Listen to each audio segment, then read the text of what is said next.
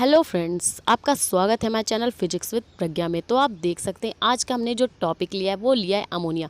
Ammonia यानी इसका formula जो होता है वो होता है NH3। NH3 यानी अमोनिया। क्या होता है अमोनिया, इसका फिगर कैसा होता है, प्रयोगशाला में अमोनिया कैसे बना सकते हैं, इसका रिएक्शन कैसा होता है, भौतिक गुण क्या होते हैं, रासायनिक गुण क्या होते हैं और इसके उपयोग क्या होते हैं, सब कुछ आज हम इस वीडियो में डिटेल में बात करने वाले हैं। ठीक है, तो बिना आपका टाइम वेस्ट किए चलिए वीडियो स्टार्ट करते हैं। ठीक है, तो अमोनिया क्या होती है, रंगहीन गंधहीन गैस है, मतलब कि बहुत ज़्यादा बदबू करती है और जल में क्या होती है, विलय होती है। ठीक है, तो सबसे पहले हम इसका देखेंगे प्रयोगशाला विधि यानी लैबोरेटरी प्रोसेस। लैब में अमोनिया कैसे बना सकते हैं उसके बारे में हम बात करेंगे। ठीक है, तो ये इसका फिगर है।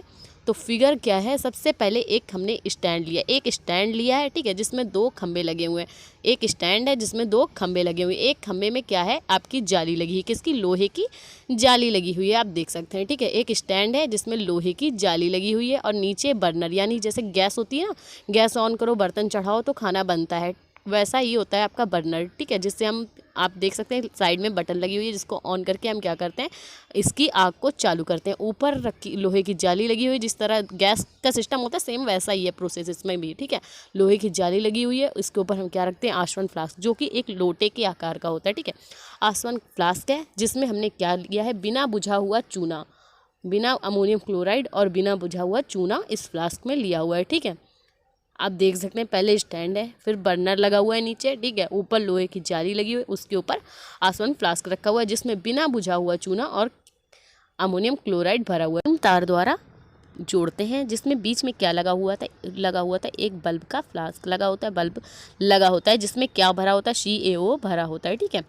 तो इस लाइम तार से में बल्ब लगा होता है जिसमें क्या होता है, CaO आपकी चल रही होती है। जब गैस को ऑन करेंगे, लाइम तार से जोड़ेंगे, कनेक्ट करेंगे तो क्या होगी, CaO जो है आपकी चलती रहेगी। ठीक है, उस बल्ब में। अब फिर क्या होता है, जब इसका पूरा प्रोसेस चल रहा होता है तो फिर इसको हम अमोनिया गैस के रूप में, ये जो आपकी है अमोनिया गैस के रूप में क्या होती है, इकट्ठा हो जाती है। गैस के रूप में हम इसे क्या करते हैं, ग्राही में इकट्ठा कर लेते हैं। ठीक है, तो आपने पूरा प्रोसेस समझा। एक स्टैंड लगा होता है, ठीक है, जिसमें एक नीचे बर्नर लगा होता है जो गैस को ऑन करता है। इस स्टैंड में एक लोहे की जाली लगी होती है जिसमें आपका रखा होता है क्या, आसवन फ्लास्क रखा होता है जिसमें क्या भरा होता है, बिना बुझा हुआ चूना और अमोनियम क्लोराइड भरा हुआ होता है। ठीक है, इसे हम किससे जोड़ते हैं, लाइम तार से जोड़ते हैं जिसमें एक बल्ब लगा होता है जिसमें CaO भरा हुआ होता है। और इसको हम क्या करते हैं, जब अमोनिया गैस के रूप में, आपने पानी देखा है, पानी को जब हम पानी जैसे गर्म करते हैं तो क्या होता है, भाप के रूप में खूब खौलने लगता है। जब बहुत खौलता है तो क्या करता है, भाप के रूप में निकलता रहता है। लेकिन अमोनिया में क्या होता है, जब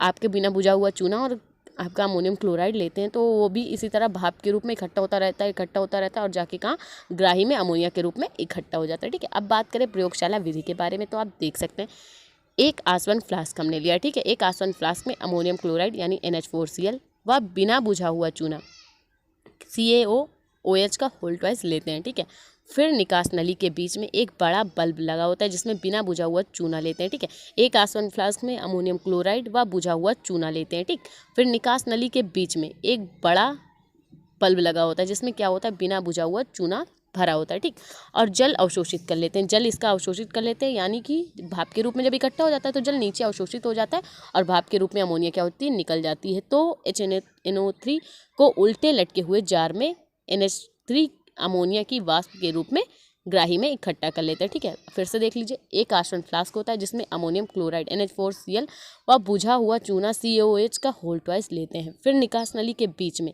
निकास नली से उसे कनेक्ट करते हैं। फिर निकास नली के बीच में एक बड़ा बल्ब लगा होता है जिसमें बिना बुझा हुआ चूना भरा हुआ होता है CaO। ठीक है, और तो हम क्या करते हैं, जल को अवशोषित कर लेते हैं, नीचे आसवन फ्लास्क में ही जल को अवशोषित कर लेते हैं। ठीक है, और फिर क्या होता है, HNO3 के उल्टे लटके हुए जार में, वो जो जार होता है आपका ग्राही वो HNO3 का बना हुआ था। ठीक है, उसमें हम अमोनिया को वाष्प के रूप में इकट्ठा कर लेते हैं। तो फॉर्मूला आप देख सकते हैं इसका क्या हुआ, 2NH4Cl।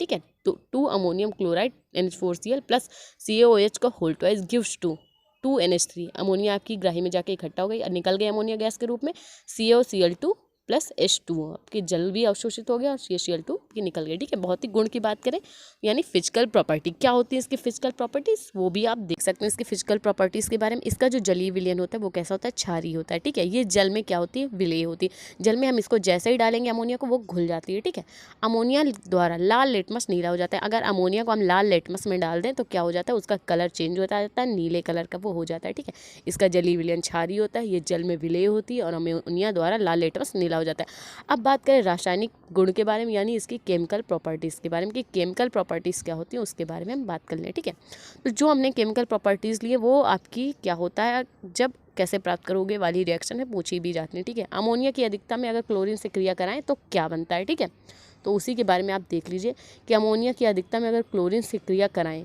तो क्या होती है, नाइट्रोजन मुक्त होती है। लेकिन अगर अमोनिया की जगह पे क्लोरीन की अधिकता हो, अमोनिया के साथ क्रिया कराएं तो क्या बनता है, NCl3 विस्फोटक पदार्थ बनता है। ठीक है, दोनों चीज़ें आपकी क्लियर हो गई। ये रिएक्शन आपकी 100% आपकी पूछी जाएगी। ठीक है, तो आप इससे हम आपके लिए आसानी हो जाएगी। तो एक रिएक्शन आपको वही रिएक्शन आपको तैयार कर लेनी है और आप केमिकल प्रॉपर्टीज़ में भी दे सकते हैं। ठीक है, तो देख सकते हैं फर्स्ट वाली, अगर अमोनिया की अधिकता में क्लोरीन से क्रिया कराएं तो 8NH3 + 3Cl2 gives to N2, nitrogen आपकी निकल जाएगी गैस के रूप में, प्लस 6NH4Cl अमोनियम क्लोराइड बच जाएगा। ठीक है, अगर किससे कराते हैं, अगर NH3 यानी अमोनिया की अधिकता है। अगर क्लोरीन की अधिकता है तब क्या होगा, अगर क्लोरीन की अधिकता है तब क्या होगा, 3Cl2 + NH3 gives to NCl3 विस्फोटक पदार्थ प्लस 3HCl, ये आपका बनता है। ठीक है, फर्स्ट में आपकी अमोनिया ज़्यादा थी, 8NH3 मतलब अमोनिया ज़्यादा थी ना, और इसमें क्लोरीन ज़्यादा थी।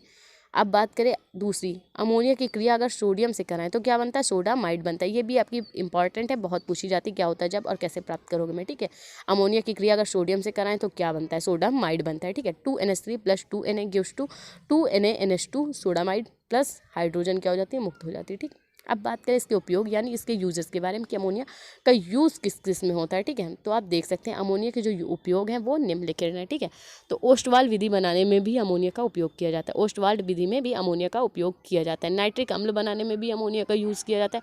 उर्वरक यानी खाद आदि बनाने में भी अमोनिया का यूज़ किया जाता है। ठीक है, सोडियम कार्बोनेट बनाने में भी अमोनिया का यूज़ किया जाता है। तो भाई अगर आपको अमोनिया समझ में आए, इसकी प्रयोगशाला विधि समझ में आए तो प्लीज़ वीडियो को लाइक और हमारे चैनल को सब्सक्राइब करें। मिलते हैं इसके नेक्स्ट टॉपिक पे। Thank you for watching this video.